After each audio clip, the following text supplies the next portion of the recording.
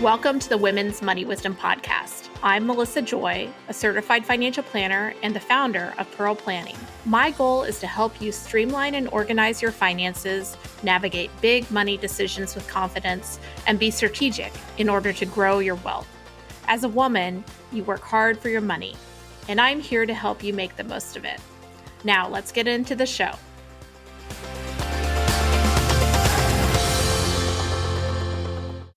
Welcome back to the podcast. You may hear some ambient noise today because I am thrilled to be at a conference this week. I'm here at Shift, which is a conference that's all about the technical aspects of financial planning being intersected and kind of in tension with the personal and the human side of advice.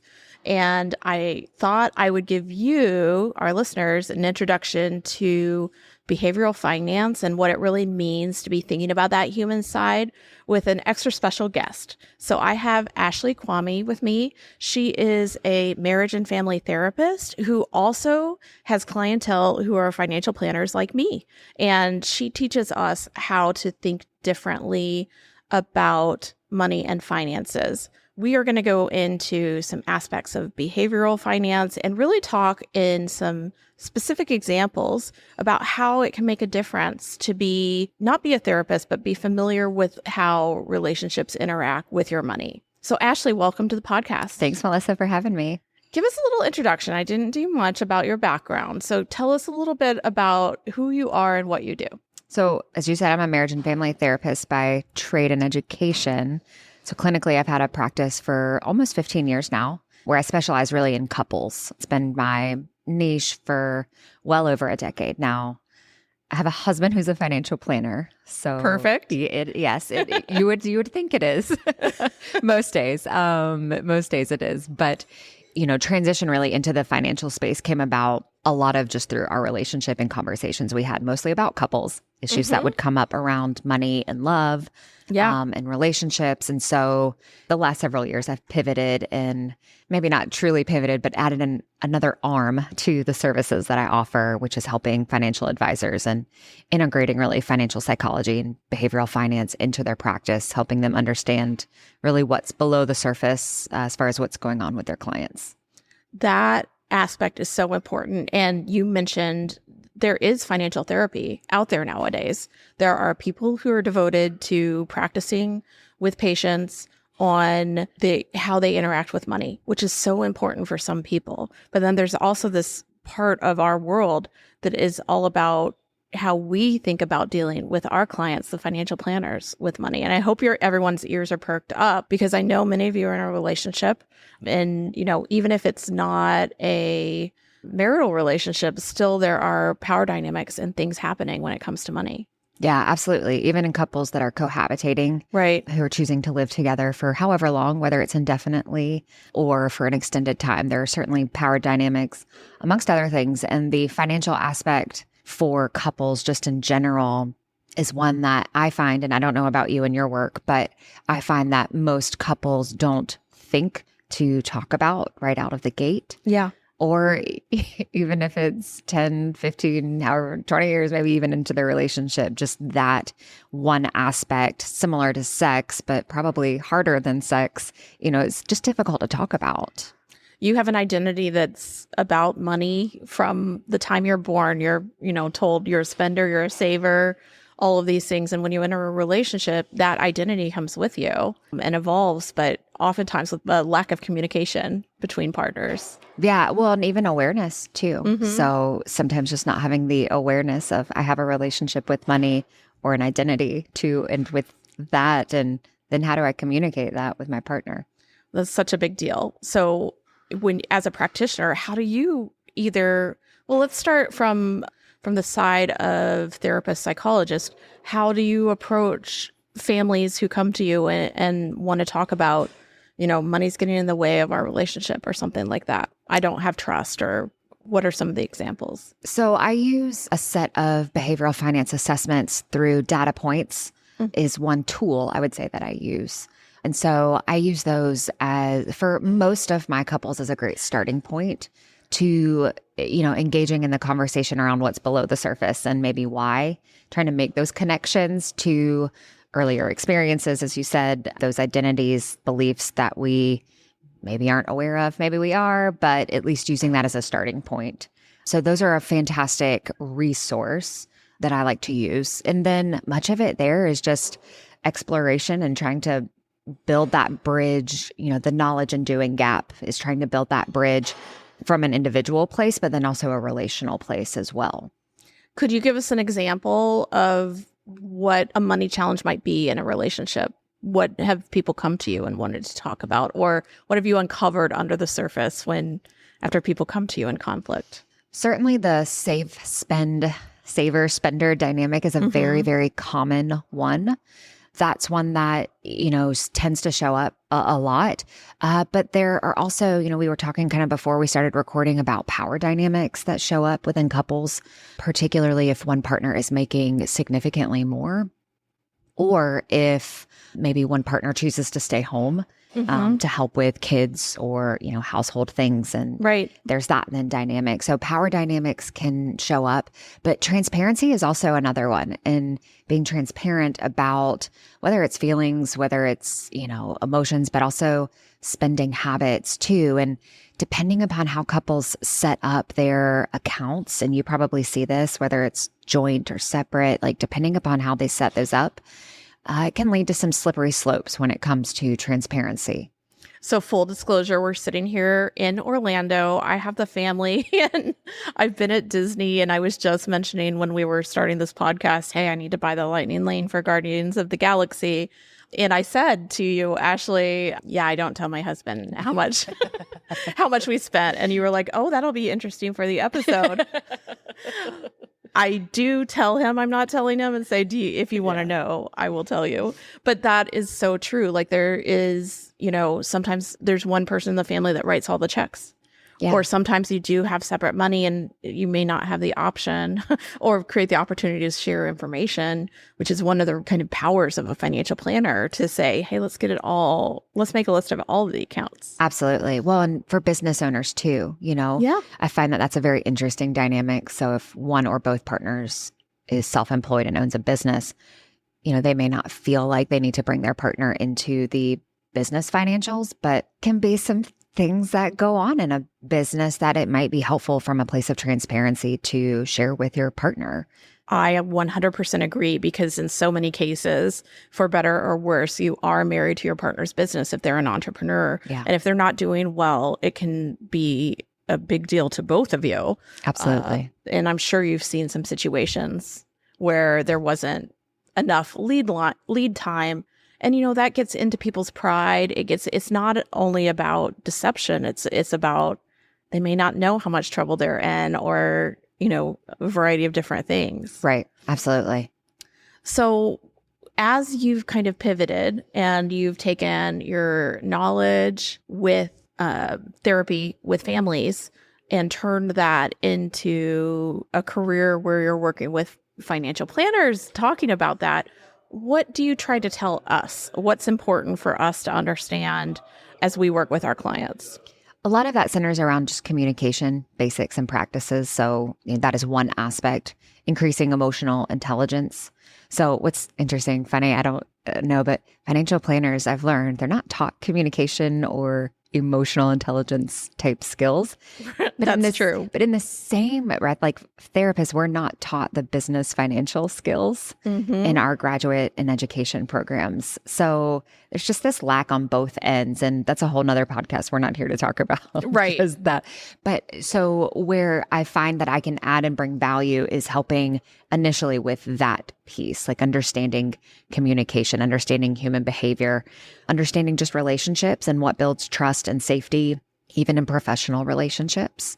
And then beyond that, it's really the psychology aspect. So what is going on in the minds of clients, how to examine client behavior, and then craft your communication in such a way that it can help the client maybe perhaps change or, offer a new perspective, or maybe not get so defensive, when you're offering strategies or advice or just all of those things. So I come in and I partner with firms and serve as that in-house go-to for both the advisors, but also for their clients as well.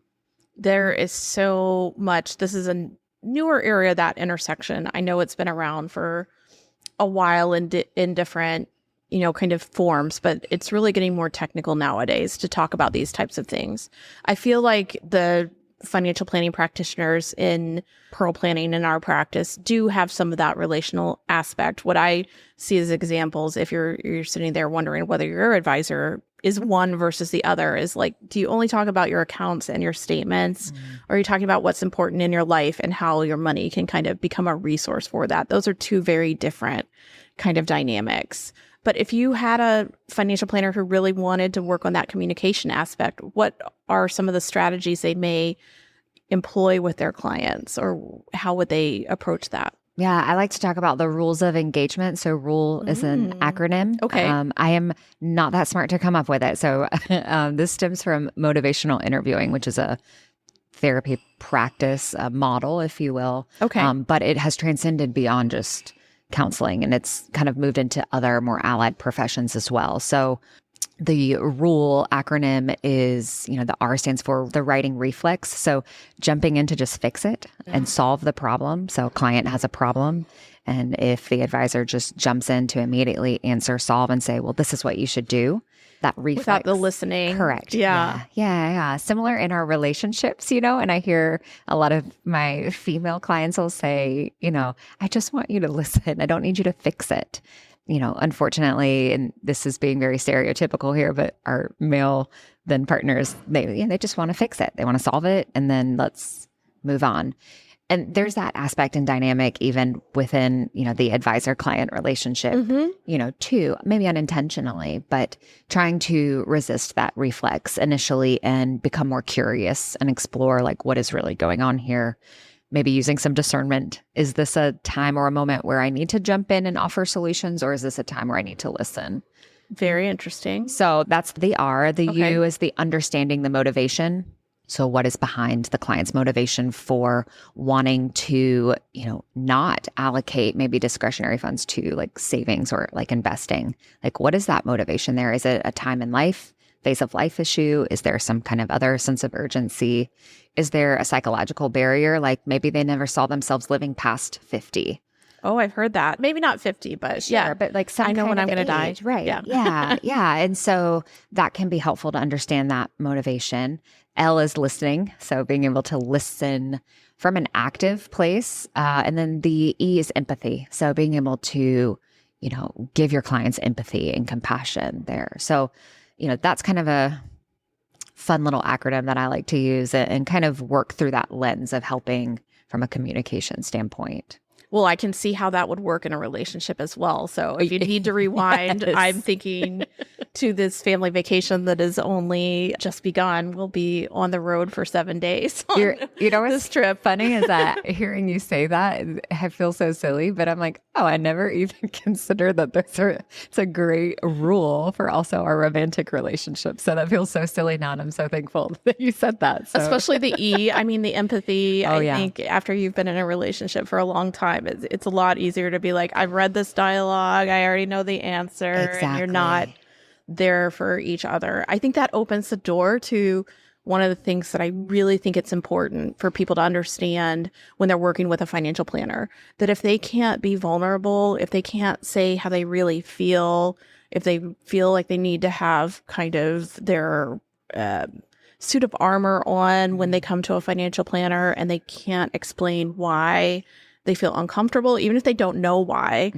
then it might not be the right financial planner, because really you need someone who you can call on your worst day and say, here's the situation. How do we work this out? Right. I would agree. Where that becomes tricky, I don't know if you experience this. I hear other advisors and clients actually too, is they'll say, well, my partner feels really comfortable with the advisor, but I could kind of take it or leave, like, I don't know. And that opens up an opportunity even from a couple's place to be able to talk about that, because working with an advisor, with respect to a couple, you both should feel comfortable. Maybe not to the same degree. It doesn't have to be equal, but it should be where both of us mostly feel comfortable being able to talk and engage and be vulnerable, as you said. I love that. And I agree. Sometimes I have people that come to me, it's the male in the relationship that actually engages with us because they say, we want someone for our spouse who is not as into money, even though that, that's a generalization and isn't all of our clients, but to feel like they're seen in the room. And I've definitely heard other circumstances where, the male always got the phone call, even if it's her accounts, or there was, eye contact with one person in the room at a joint meeting and it was him. And so that does kind of come up, but I think it's getting better, but you do need someone that you vibe with. And I always encourage, if one partner reaches out to talk about working with us, hey, ask your partner to schedule a meeting too, if they want to. We can get the process started. We would typically work together with them, but it's important for both of you to feel the vibe. And that's not just technical, I agree. That's actually, talking about being here. My husband Clayton and I are teeing us up because that's a part of what we'll be talking about later today is engaging. I'm excited to hear. Engaging spouses. We think about one being non-engaged or unengaged, and they might be, but there are certain things as advisors that can be done that really can impact and shape that engagement level. And so if you're a partner listening to this right now and you feel like, oh gosh, everything Melissa just said, like I feel like my advisor does, like they tend to maybe look more to my husband, and I'm talking heterosexual relationships here, generalization, but if they're looking more to like my husband and, they're not really engaging me and he always gets the calls, those are kind of those red flags, right? And they may not be doing it intentionally because they're awful, terrible, misogynists. Yeah, no, but not at all. It's probably a lack of awareness, but it might be worth bringing that up. Maybe not to the advisor if you're not comfortable, but at least to your partner, at least to your spouse and say, hey, have you noticed this? Like, this doesn't make me feel super great. And then you should immediately call Melissa. Well, I just think you should be seen in your engagement, and you deserve that because a financial planner, when done right, can be so powerful for not just like buying things and selling things, more for you feeling more confidence when it comes to money. And I just find so many people carry around insecurity with money that is, you don't have to do that. If you have someone who's right, where you can tell your insecurities and they can tell you, hey, I'm going to tell you where you're doing a good job. And also let's make a list of the things that you have opportunity for improvement and prioritize so it's not overwhelming. Absolutely. You deserve that. Yeah. Especially for women too. And I know, you shared with me that your audience, it's a lot of female here. And so I think that that's such a great message, like for women to also hear, because and this is, again, a whole nother podcast we could talk about, but as, females typically were not taught those things growing up. And so then that can translate even into our partnership. And so if there is a partner, your partner is more financially, I say dominant, but knowledgeable. Yeah. Like we can kind of take that back seat. And I see that dynamic come up a lot. Really intelligent, bright women, but they just take a back seat in their relationship to the finances. And truth be told, like I was definitely one of those, and I don't know, maybe still am to a degree, but it's really important to feel empowered. And that's where a financial advisor who, sees really the relationship as the client, not just one partner, for sure, can make a huge difference in that. Well, and I just was thinking as you were mentioning that, one partner kind of taking the driver's seat, that in so many cases, a partner can come in and say, I'm really good at this. And, this isn't her thing or his thing. And they may really have flexed a muscle in one aspect. Like maybe they've got it dialed in when it comes to investments, but they don't on spending, or they don't on retirement, kind of readiness, or where you're allocating your capital. And so sometimes that overconfidence, whether it's a female or male, can leave the family with blind spots that are critical. Absolutely. And so one of my jobs sometimes is to honor that. Like, yeah, you've got it going on when it comes to how you've invested, but have you been putting the right amount of money into accounts or things like that? So that is, the other partner may not feel they have permission in the, communication to ask things. And that's where a professional can really help with those blind spots. Absolutely. Yeah, absolutely. Well, I know that the audience will be looking after they hear this to have more resources. I know that, this to me, what's the appetite of how can we do more? Where can people find you, or do you have any kind of information out on the web that would be useful to the audience? Yeah, so I can be found, I'm pretty findable, but my clinical practice is The Wealthy Marriage. And so if you just type that into your, as my granddad says, your Google machine, type that into your Google machine, The Wealthy Marriage. My clinical practice, it's a virtual practice. So perfect. You can find that there. From an advisory standpoint, Beyond the Plan is my consulting arm. You can Google that as well. I'm on LinkedIn and Twitter primarily. I have Instagram accounts, but that's not been my favorite place to hang out. But other resources, I think, for your clients, the Financial Therapy Clinical Institute is a fantastic resource offering information and resources for clients, as well as the Financial Therapy Association is also a great resource as well. Well, I'll make sure to include links in the show notes. And Ashley, I can see that we should be having other conversations in the future. Thank you so much for joining us. And I'll see your presentation later today. Yeah, thanks, Melissa. I appreciate it.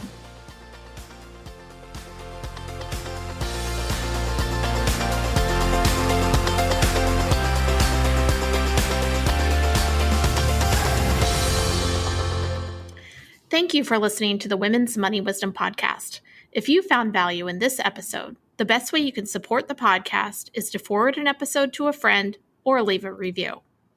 Go to pearlplan.com and the podcast link to get all the resources and links mentioned.